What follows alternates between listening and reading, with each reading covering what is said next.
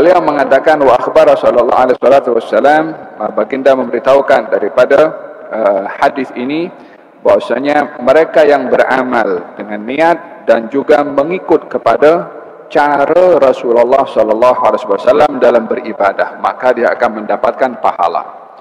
Yakni ingin diberitahukan bahawa di dalam kita beribadah, niat menjadi syarat utama. Yang kedua adalah ikut kepada cara Rasulullah sallallahu alaihi wasallam. Ada kalanya orang niatnya yang baik, orang niatnya baik dalam beribadah, cuma cara pelaksanaan ibadahnya tidak menepati yang disuruh atau diamalkan oleh Rasulullah sallallahu alaihi wasallam.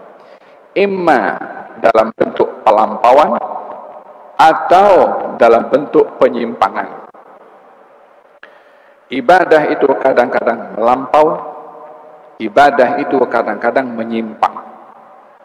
Bila ibadah itu menyimpang atau melampau, bila tidak ikut cara Rasulullah beribadah. Bila ibadah itu boleh bertukar menjadi penyimpangan, bila dia melakukannya tidak ikut dengan apa yang ditunjuk oleh Rasulullah sallallahu alaihi wasallam. Ada orang beribadah demikian? Ada. Contohnya apa? Orang dia mencuri tapi untuk sedekah. Contohnya. Dia tujuannya ibadah tapi caranya menyimpang. Makanya digunakan ada dalam kaidah usul fiqh, katanya begini: al-maqasid as-samiyah la tublagh bil wasail al-munhattah. Tujuan yang mulia itu tidak boleh dicapai dengan cara yang hina. Tujuan yang baik tidak boleh ditempuh dengan cara yang salah. Untuk bersedekah tapi mencuri. Untuk dia berbuat baik tapi dia buat salah dahulu. Seperti yang dilakukan oleh anak-anaknya Nabi Yaqub alaihissalam. Anak-anak Nabi Yaqub alaihissalam tergoda dengan peluang untuk bertaubat daripada satu dosa yang belum dilakukan. Katanya, jom kita bunuh Yusuf atau campakkan dia. Lepas tu kita bertaubat dan menjadi orang yang soleh. Artinya dia ingin melakukan kebaikan, yaitu taubat dengan dosa yang belum dilakukan, maka dia merancang untuk bertaubat sebelum dosa dilakukan. Ini orang ingin beribadah dengan bertaubat tapi dengan cara yang salah. Karena orang yang dia merancang untuk bertaubat sebelum dosa, umpama orang yang dia menyediakan penawar racun sebelum racun diminum. Kan lebih baik tak minum racun daripada minum penawar racun. Ini ibadah yang menyimpang. Ada ibadah yang melampau. Ibadah yang melampau bila dilakukan oleh seseorang lebih daripada kemampuannya. Kadang-kadang pelampauan itu menyebabkan orang terpesong pada akidah. Seperti berlaku kepada orang-orang ahlul kitab dahulu. Mereka bila Nabi mereka itu meninggal dunia, dibuatkan patung. Tujuannya adalah untuk mengingati Nabi tersebut dan jasanya. Tujuan utama pembuatan patung bukan untuk disembah, untuk mengingatkan mereka kepada Nabi yang sudah wafat, supaya hubungan dengan Nabi itu tetap terjalin dengan melihat kepada patung tersebut. Awal tujuannya demikian. Generasi bertukar, akhirnya menjadi sembahan patung-patung tersebut. Oleh sebab itu dalam Islam dilarang seseorang membuat patung atau meletakkan di rumahnya patung. Ini pelampauan di dalam beribadah. Ya ahlul kitabi, la taghlu fi dinikum. Wahai ahlul kitab, janganlah kamu melampau dalam agama kamu. Di dalam Islam ada juga orang-orang yang menggunakan Islam tetapi untuk pelampauan pada sikap mereka, pada ibadah mereka atau pada tindakan mereka.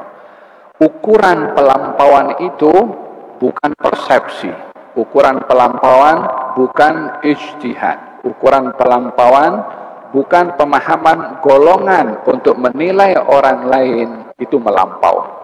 Tak ada sesiapa yang mempunyai satu kaidah dalam pemahaman lalu menjadikan pemahamannya ukuran untuk melihat orang lain itu melampau atau tidak. Karena pemahaman dia tidak berbeza dengan pemahaman orang lain yang mungkin punya pemahaman yang berbeza. Tetapi akan menjadi pelampauan itu, perbuatan itu melampau bila neracanya itu syariat. Bila timbangannya adalah Allah dan Rasulnya, barulah kita akan menilai sesuatu itu melampau atau tidak. Contohnya, di dalam hadis Nabi Muhammad SAW, hadisnya cukup masyhur juga. Ketika 3 orang datang ke rumah Rasulullah bertanya kepada istri Rasulullah tentang ibadahnya Rasulullah. Maka setelah mendengarkan jawaban tentang ibadah Rasulullah di rumah, ketiga-tiga sahabat ini melihat ibadah mereka tak seberapa dengan ibadahnya Rasulullah. Maka mereka berazam masing-masing ingin beribadah. Coba perhati, masing-masing ingin beribadah. Satu mengatakan, saya akan ibadah bangun malam dan tak mau tidur. Yang satu, saya akan berpuasa dan tak mau buka. Yang satu, saya mengatakan, saya gunakan masa saya untuk ibadah sahaja dan tak mau berkahwin. Yang satu ingin qiyamul lail, yang satu ingin puasa, yang satu ingin menghabiskan masa dengan ibadah. Cuma caranya tidak tepat. Caranya melampau. Maka baginda Rasulullah, kenapa melampau? Jawaban Nabi SAW menjadi ukuran dan neraca. Apa kata baginda Rasulullah? Ana ini atqakum lillah. Saya ini daripada kamu bertiga, sayalah orang yang paling bertakwa kepada Allah. Saya lebih tinggi daripada kamu dalam ketakwaannya. Tapi saya bangun malam, saya tidur. Saya berpuasa, saya berbuka. Saya pun berkahwin. Yakni saya yang lebih baik saja daripada kamu, tak buat macam kamu pada ibadah. Macam mana kamu boleh beribadah berbeza dengan cara ibadah yang saya tunjukkan? Faman raghiba an sunnati falaysa minni. Siapa orang yang berpaling daripada sunnah aku, kata Rasulullah, maka dia bukan golongan aku. Hatta dalam ibadah, hatta dalam puasa, hatta dalam salat, hatta dalam apapun juga amalan yang ia bertentangan dengan cara yang dibawa oleh Rasulullah, maka ia adalah satu perbuatan yang menyimpang atau yang melampau. Ukuran pelampauan itu diukur dengan neraca syariat yang dibawa oleh junjungan Nabi besar Muhammad sallallahu alaihi wa ala alihi wasallam. Dengan demikian kita memahami bahwa dalam ibadah ada penyimpangan, dalam ibadah ada pelampauan. Ukuran untuk menilai ibadah itu menyimpang atau melampau adalah syariat Nabi Muhammad sallallahu alaihi wa ala alihi wasallam. Dengan begitu kita tidak mudah untuk melihat orang lain, oh ini fanatik, oh ini ta'assub, oh ini berlebihan, oh ini melampau. Apa dasarnya? Saya pikirlah, saya awak pikir bukan menjadi ukuran nak menilai orang lain melampau atau tidak. Rujuk kepada Al-Quran, rujuk kepada hadis Nabi Muhammad SAW.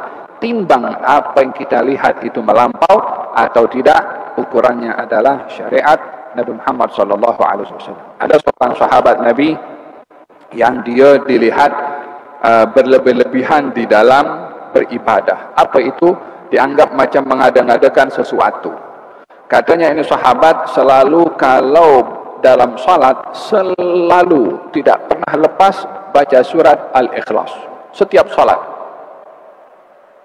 salat baca surat Al-Ikhlas. Tentunya hal ini tidak pernah dilakukan oleh Rasulullah SAW. Setiap sembahyang Nabi baca surat Al-Ikhlas.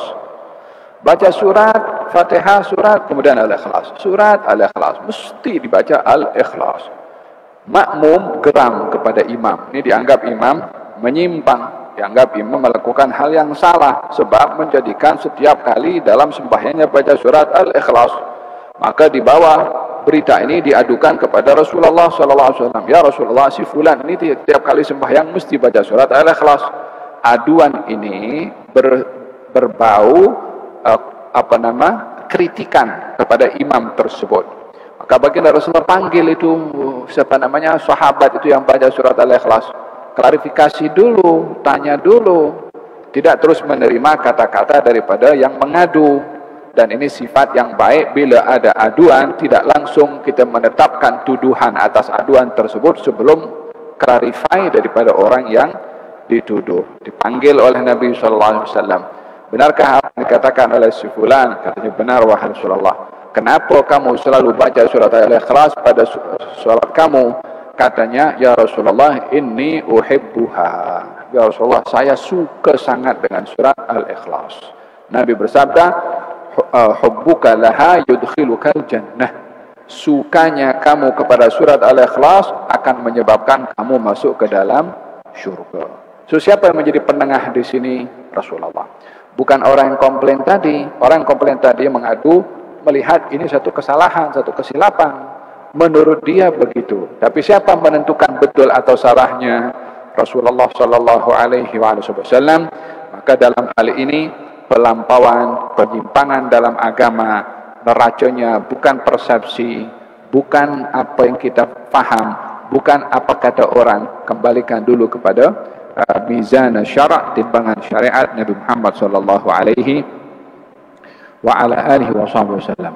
Lebih daripada itu mungkin kita akan berbeza melihat bagaimana hal ini menyimpang atau tidak. Ya kan, seperti berlaku kepada Rasulullah sallallahu alaihi wasallam. Katanya baginda Rasulullah diceritakan oleh Siti Aisyah beribadah sampai buku lalinya membengkak. Mungkin bagi kita mengatakan melampau lah ini, sebab apa? Dia bikin susah mudaratkan kepada diri sendiri. Yang buat Rasulullah sallallahu alaihi wasallam takkan pembawa syariat itu melampau untuk dirinya, sementara beliau diikuti oleh umatnya. Sayyidina Abu Bakar As-Siddiq ketika ditanya oleh Rasulullah ketika beliau datang membawa harta untuk persiapan perang, katanya Rasulullah, Abu Bakar, apa kamu tinggalkan untuk keluarga kamu? Katanya, aku tinggalkan untuk mereka Allah dan Rasulnya. Tak ditinggalkan duit pun untuk keluarganya. Mungkin bagi kita akan mengatakan, melampau. Siapa yang kita nak kata melampau ini? Sayyidina Abu Bakar Siddiq radhiyallahu anhu wa arda. Maka dalam hal ini pelampauan itu tidaklah mengikut persepsi sesiapa, tapi dirujuk kepada syariat Nabi Muhammad sallallahu alaihi wasallam. Untuk solat seperti Rasulullah sampai membuka buku lali, itu adalah Rasulullah sallallahu alaihi wasallam, khusus untuk beliau. Adapun Sayyidina Abu Bakar Siddiq, keimanannya jangan ditandingkan dengan mana-mana iman yang lainnya. Demikian setiap kedudukan iman ada kelayakan pada orang tersebut pada perbuatannya mengikut kadar keimanannya. Jadi di sini berbicara tentang ibadah diiringi dengan niat dan juga mesti mutabaah, ikut kepada cara Rasulullah sallallahu alaihi wa ala alihi wa sahbihi wasallam. Sayyidina Abdullah ibn Amr ibn al-As datang kepada Rasulullah dan bertanya, ya Rasulullah, saya ingin beribadah puasa. Katanya Nabi mengadakan, berpuasalah kamu dalam 1 bulan 3 hari. Katanya, saya mampu lebih daripada itu. Katanya, kalau begitu berpuasalah kamu sehari dan 2 hari jangan berpuasa. yakni selang 2 hari. Katanya Rasulullah, saya mampu lebih daripada itu. Kata Nabi, kalau begitu sehari puasa sehari tidak, dan itu puasa Nabi Daud. Kata dia, ya Rasulullah, saya mampu lebih daripada itu, yakni berpuasa terus dia. Kata Nabi, tak ada yang lebih baik daripada itu. Dilarang oleh Nabi SAW untuk berpuasa berterusan, atau namanya saumul wisal, puasa yang berterusan. Puasa, buka, terus sambung lagi puasa sampai keesokan harinya berterusan seperti itu. Puasa seperti itu dilarang oleh Rasulullah, tapi Nabi buat. Apa sebab? Itu khususiyah yang Allah berikan kepada baginda Rasulullah SAW. Selain Rasulullah tidak boleh melakukan perkara yang sedemikian. Abdullah bin Amr bin As terus ambil yang puasa hari-hari itu, puasanya Nabi Daud. Maka sampai di usia tertentu didapati tubuh badannya lebih awal tua, yakni melemah lebih awal. Katanya, andailah saya dengar keringanan yang Rasulullah bagi sama saya untuk berpuasa dalam 1 bulan 3 hari. yakni karena terlalu memaksakan dalam berpuasa, tubuh badannya melemah sebelum waktunya. Dengan demikian, ibadah mesti dilakukan sesuai dengan tunjuk ajar Rasulullah SAW. Demikian mukaddimah yang disampaikan oleh Imam Abdullah bin Alwi Al-Haddad.